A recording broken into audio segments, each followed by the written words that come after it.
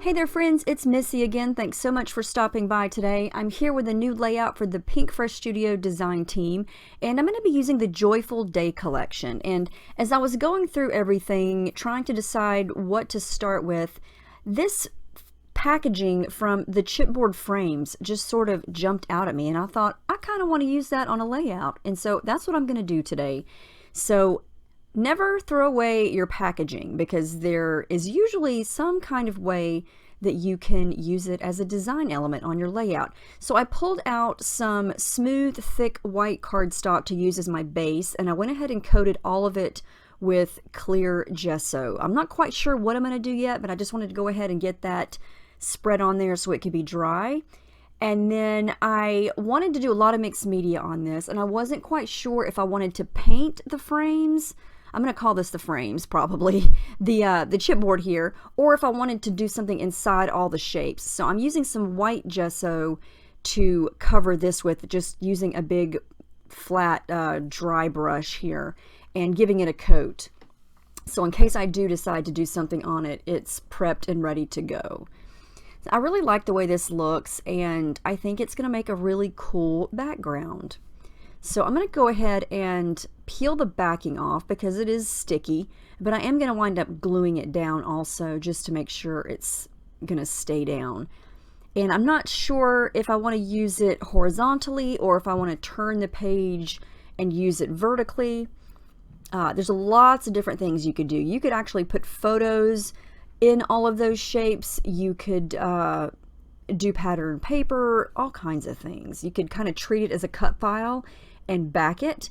I'm going to put things inside all the little shapes and do some mixed media in there. And I really like how this turns out, and it was really fun to put together. So all I'm doing is adding little bits of glue to some spots to make sure that that is permanently attached.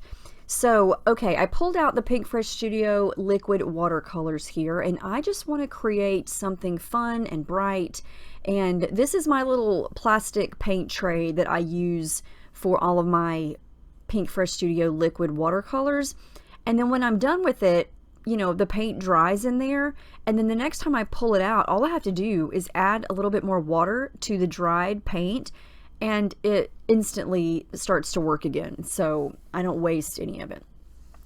So this is fun. Okay, I'm going to show you all this process here, and I'm going to make a blue aqua square here, and all I'm doing is dabbing a little bit of color, dipping my brush into some water, letting it spread around, squirting more water. I did drop a dab of white acrylic paint. For some reason, I just find it really cool and magical to have a really wet area there with the color and then drip a little bit of that white paint, and it just sort of spreads and blends, and it gives this really cool effect of a lighter shade of the color. And I just like to watch the watercolors interact with the acrylic paint. It's just a neat thing, and I like the way it softens it up. See, watch how it does here. You see how it kind of spreads the watercolor out, and it just starts to kind of blend and lighten up a little bit of that area. And I don't know, I just like that. I think it's really neat, and I like having lights and darks, and I just want these squares and the one oval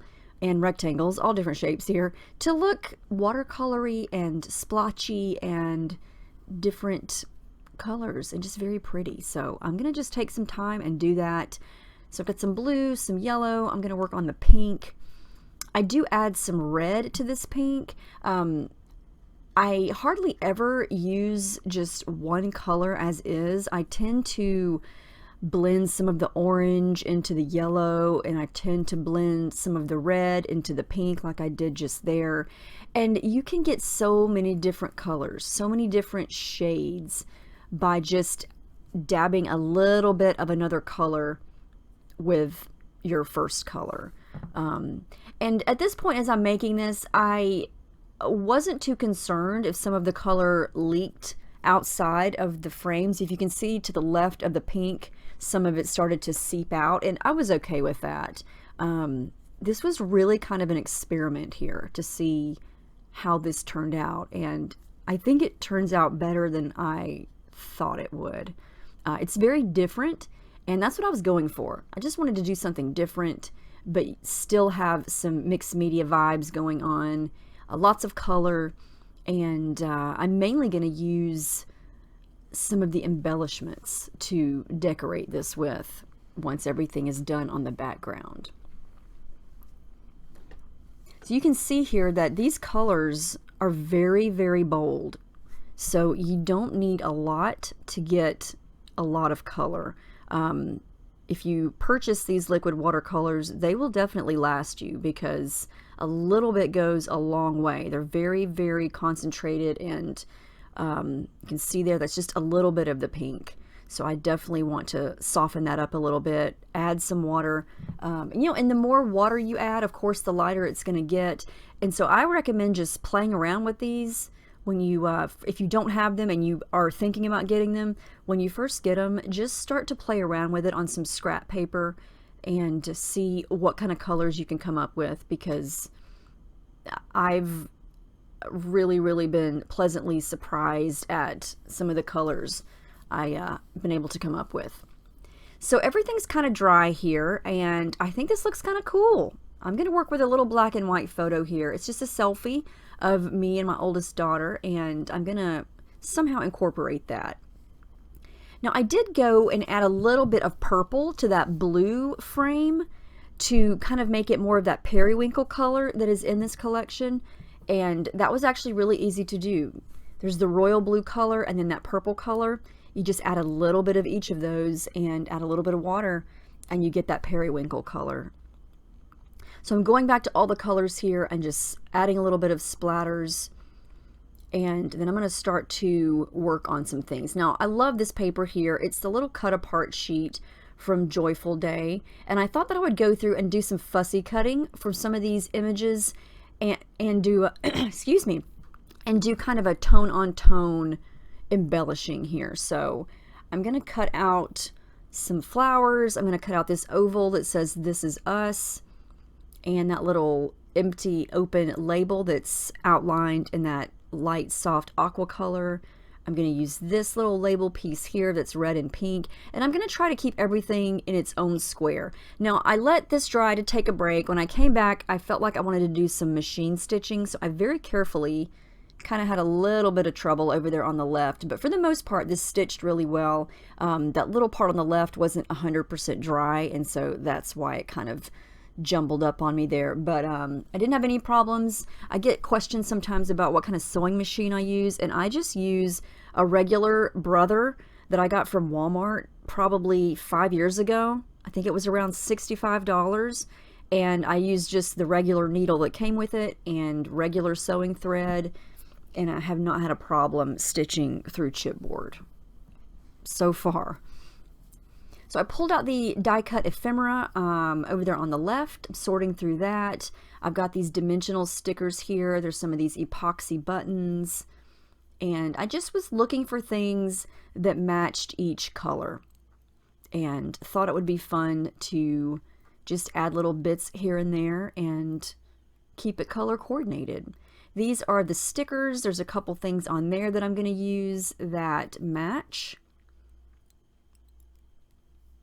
Now to get that deep orange color, I started with yellow, and then I dabbed in a little bit of the orange, and then later I dabbed in a little tiny dot of red, and it gave me that perfect dark orange color.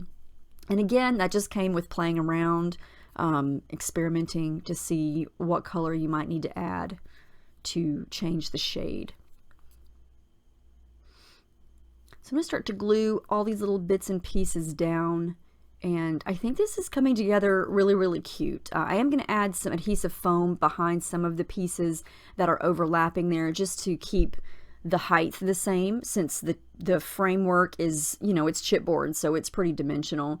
So anything that I place on top of that is going to be kind of hanging off. So I wanted to add some foam under that to make sure it's even. And then I am going to add some thread. I'm going to add some yellow onto this yellow piece here underneath that little die cut that says Life Collected. And I'm going to add some, I think I'm going to add yellow to the other yellow piece too, the little oval. And that little sticker that I overlapped on top of the photo says Cutie. pink thread. I don't add every single color thread. I just do it in a couple spots.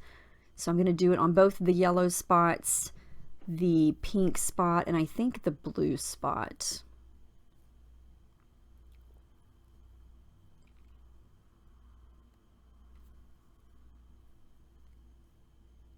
And I had to pick and choose about as far as embellishments go, because there was quite a bit that matched, and I didn't want to fill up the entire square of each color because I wanted the watercolor to show through. So this is another little square from that cut apart sheet that had some flowers on it. I cut out a blue one, an orange one, and I think a yellow one.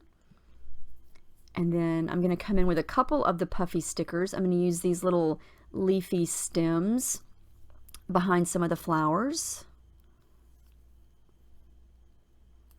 And then a couple of stickers. I'm going to use that aqua sticker and the periwinkle blue sticker above and below.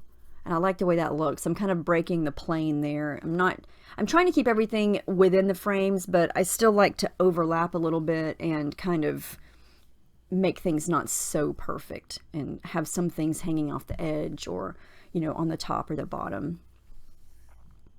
Here's where I add the blue thread underneath the little oval there that says "This is us." And I just like that little extra pop of that color there and the texture that that creates.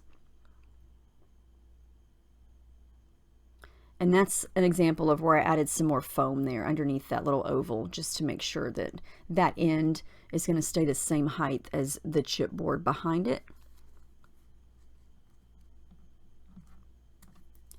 And then as I was doing this, I kept looking at it thinking something is missing. I think the top and the bottom are too clean, too white. So I'm going to change things here in a minute. And I think it totally makes the layout. Make sure that flower's glued down. I'm going to overlap that little orangey flower on top of the photo there also.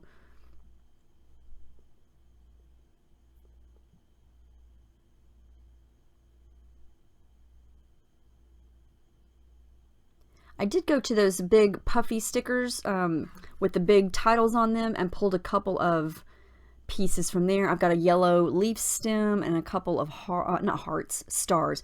Here's the game changer. I feel like this just made everything come together. I decided to pull some of the watercolor below and above the chipboard, and I think this just makes it look so much better. And I don't even know why, but making it look like it comes out of the squares, I just think it makes it look so much better.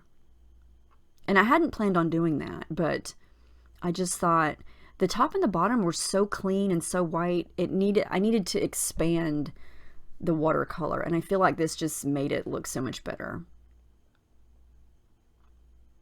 So I decided to go with this big title up at the top in the orange section, and I feel like that it was the perfect spot because that L dips down so low, and it worked perfectly in that spot. So I'm going to use that there, add a couple more things because it's addicting, and yeah, you know how that goes when you're just adding, and you don't know when to stop. And then I do go back off camera and just do a Sweet Reese title. That's my daughter's name, and I tried to keep pink and yellow. And then here's something that I tried, didn't like it, so I didn't do it. I wanted to just do like a little something at the top and the bottom to echo all the colors. So I just trimmed off some crooked ends, and then once I stuck it there, I don't know, I didn't like it. I don't like that. So I just said, scrap that. We're just gonna leave the top and the bottom white and go with the journaling and call it a day. So I'm gonna use my T-square ruler there to draw some lines, and then I'm going to use my black Sharpie to write my journaling, and I think that is going to wrap it up. There's the final layout. I love how this came out. I think it's so cute, and I had such fun time playing with that chipboard frame. It kind of served as each little square was its own little layout within this bigger layout, if that makes sense. I like embellishing little bitty pieces like this, so it was fun to make, and I hope it gives you some ideas to try on your next layout. You know, always look at your packaging. Don't throw things away. There's always a way to use it in a different and creative way. So, oh, I did add some black splatters with the black watercolor. I forgot to do that on camera too. But anyway, I hope you guys enjoyed this. Let me know if you have any questions about any of the techniques or the products at all. Make sure you visit the Pink Fresh Studio blog to get lots more ideas for your next project. Thank you so much for watching, and I will see you next time.